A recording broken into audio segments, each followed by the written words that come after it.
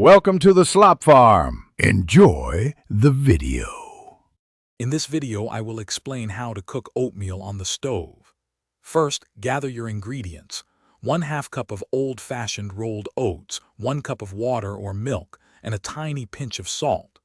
You will also need a medium-sized saucepan, a measuring cup for accuracy, and a trusty stirring spoon.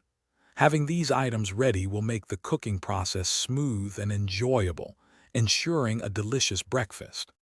For a wonderfully creamy texture, combine 1 cup of water or milk with 1/2 cup of old-fashioned rolled oats in your medium saucepan. Add a small pinch of salt at this stage.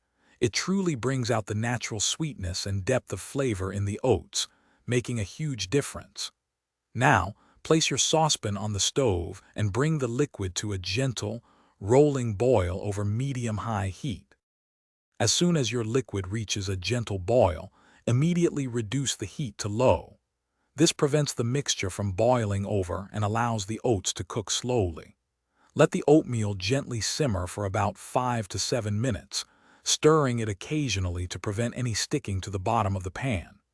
Regular, gentle stirring also ensures a consistent and even texture throughout your delicious breakfast. You will know your oatmeal is perfectly cooked when most of the liquid has been absorbed, and the mixture looks wonderfully thick and creamy. The individual oat flakes should appear plump and soft, not hard or chewy. If you desire an even richer, creamier texture, stir in a splash of your preferred milk, like almond or dairy, just before removing it from the heat. Thanks for watching. Consider subscribing if we helped you today.